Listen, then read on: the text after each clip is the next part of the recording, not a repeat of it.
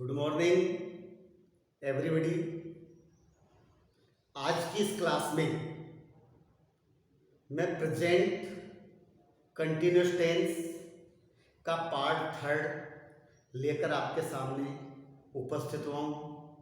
इसमें आज मैं आपको करेक्ट फॉर्म ऑफ वर्ब की दृष्टि से प्रेजेंट कंटिन्यूस टेंस का यूज कब किया जाता है ये मैं बताने वाला हूँ। पिछले भाग में मैंने यानी पार्ट फर्स्ट और पार्ट सेकंड में इसकी पहचान, helping verb, main verb, passive form, इसका सेंटेंस का स्ट्रक्चर, रूल्स ऑफ ट्रांसलेशन और उनसे संबंधित एग्जांपल्स मैंने आपको समझाए थे। आज के इस भाग में मैं करेक्ट फॉर्म ऑफ वर्ब की दृष्टि से इनके यूजेज बताऊंगा कि प्रेजेंट कंटिन्यूस टेंस का यूज कब किया जाता है ये मैं आपको आज बताऊंगा।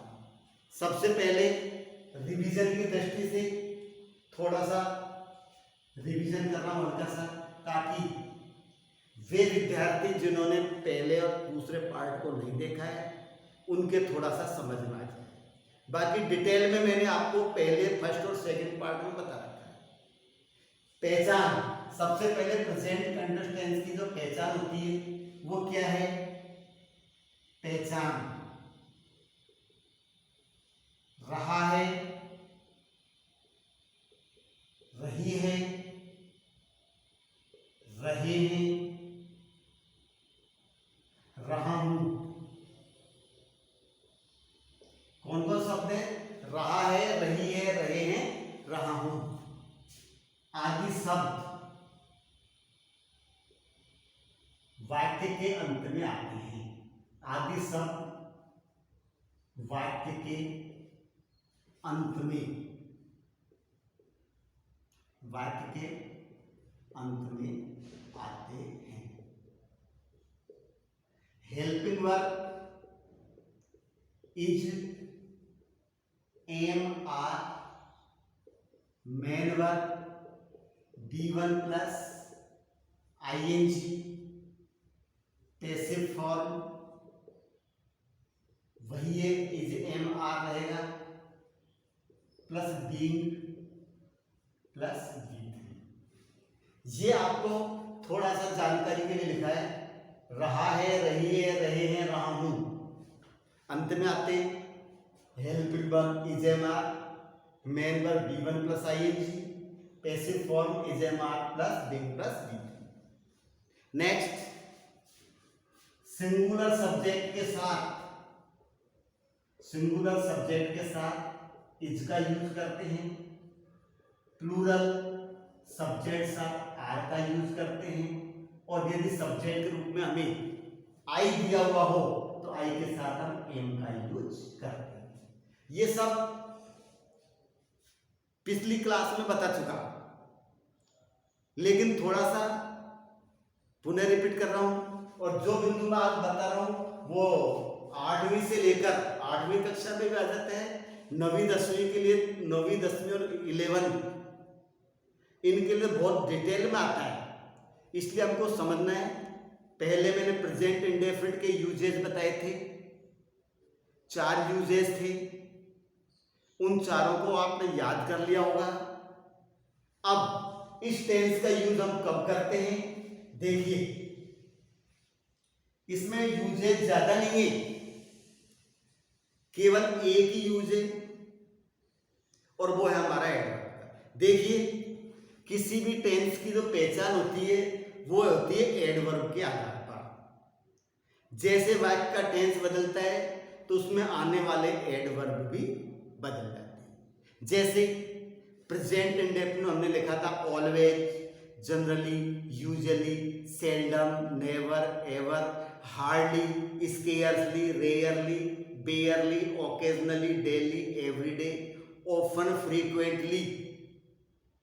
ऐसे बहुत सारे एडवर्ब थे जिनको हमने याद कर लिया होगा।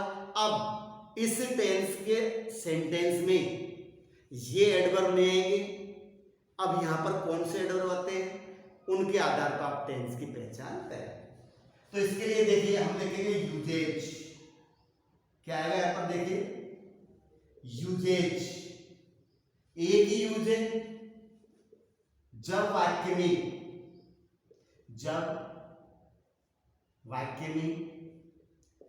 Now, nowadays, today, still, at this time, at this time, at this moment, at present, in these days, आदि एडवर्ब दिए हों, आदि एडवर्ब दिए हों तो इस टेंस का यूज करते हैं। ये इसके एडवर्ब है। जब वाक्य में now, nowadays, today, still, at this time, at this moment, at present, in these days आदि एडवर्ब दिए हों तो इस टेंस का यूज करते हैं। देखिए प्रेजेंट इंडेफिनिट के एडवर्ब प्रेजेंट कंटीन्यूअस टेंस में नहीं है और प्रेजेंट कंटीन्यूअस के एडवर्ब प्रेजेंट इंडेफिनिट में भी नहीं है। यानी कि हर टेंस में आने वाला एडवर्ब किसी दूसरे टेंस में नहीं होता, फिर भी कभी आ जाता है तो वहां पर डबल एडवर्ब आते हैं। वो आगे की जो टेंस है उनमें आपको बताया जाएगा, लेकिन इस बिंदु को बड़े ध्यान से समझेंगे। लिख लीजिए, ये पूरा स्क्रीनशॉट ले सकते हैं, इसको लिखा जा सकता है। केवल एक ही यूज है, now, nowadays, today, still, at this time, at this moment, at present, in these days, ऐसे एडवर्ब हमको दिए गए हैं। सेंटेंस किस प्रकार से आता है, जैसे कि नाउ ही रिक्त स्थान,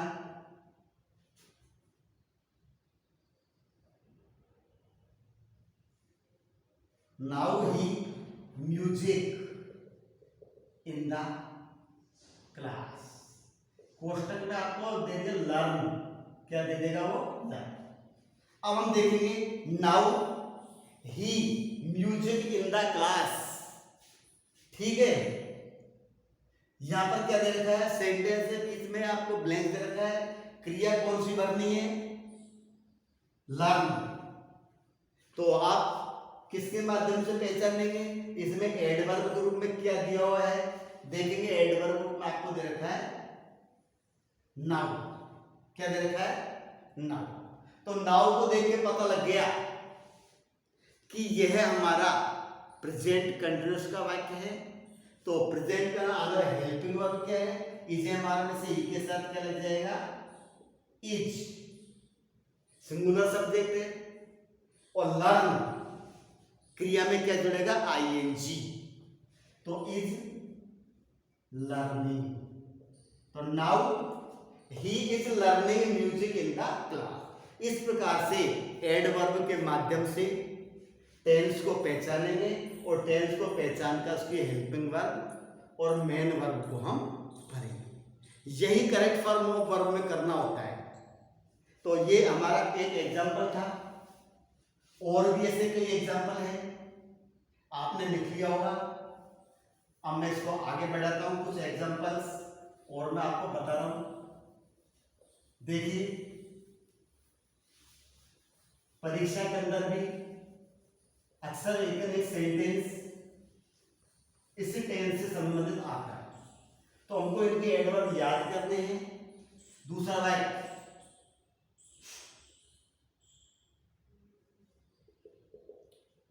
दे रिक्त स्थान स्टिल इन दिस स्कूल, कोष्टक में ब्रैकेट में आपको दे दिया स्टडी। अब आपने अगर they still in this school, यहां पर एडवर्ब हमारा क्या है, स्टिल, क्या दे रखा है, स्टिल। अब आप एक बात और देखेंगे, अगर सेंटेंस में डबल रिक्त स्थान दे रखे हैं तो पहले खंड में हेल्पिंग वर्ब और दूसरे खंड में मैं, तो दे हमारा प्लूरल सब्जेक्ट है इसलिए आर आ जाएगा।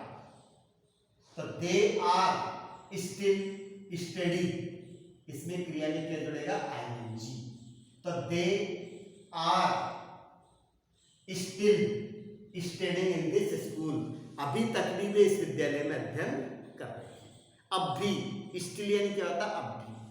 तो ऐसे एडवर्ब के आधार पर हम टेंस को पहचानेंगे और टेंस को पहचान कर क्रिया की फॉर्म में बनाएंगे। थर्ड एग्जांपल,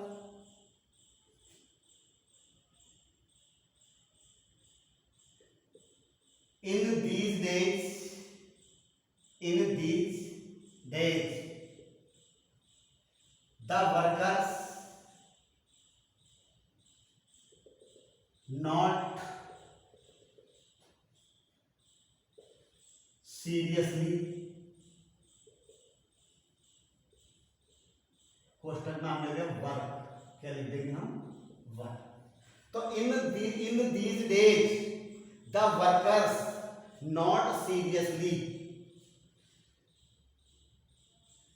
ठीक है। तो अब क्या करेंगे, यहां पर इन दीज डेज हमारा क्या हो गया, एडवर्ब, क्या हो गया, ये एडवर्ब। तो इस एडवर्ब के आधार पर हम भर सकते हैं आर, और वर्क का क्या आ जाएगा, वर्किंग। तो इस प्रकार टेंस को पहचान कर उसमें आने वाली हेल्पिंग वर्ब और क्रिया की फॉर्म को भर सकते हैं। नेक्स्ट, अगला एग्जांपल हम देखेंगे कि आई, अक्सर आई को क्या माना जाता है, सिंगुलर, क्योंकि एक्चुअल में आई, लेकिन कुछ स्टूडेंट्स क्या है, आई को कब कब प्लूरल भी मानते हैं।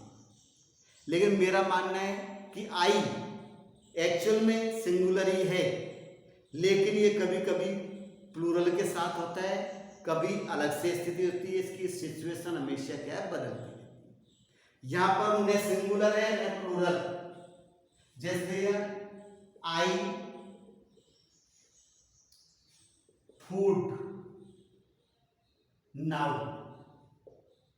क्वेश्चन है ईट, क्या है question, I food now, adverb देखते हुए आई के साथ क्या आ जाएगा, एम, और ईट का क्या आ जाएगा, eating. I am eating food now. तो समझ आ गया, इस तरह एडवर्ब हम के आधार पर वर्ब भरी जाती है। तो जब वाक्य में नाउ, बस आपको केवल यही याद करना है, now, nowadays, today, still, at this time, at this moment, at present, in these days, बस ऐसे एडवर्ब मिलते हैं, आप तुरंत इजेमार प्लस B1 ING फॉर्म का यूज करेंगे। यहां पर मेरा यह बिंदु यानी प्रेजेंट कंटिन्यूअस टेंस कंप्लीट होता है।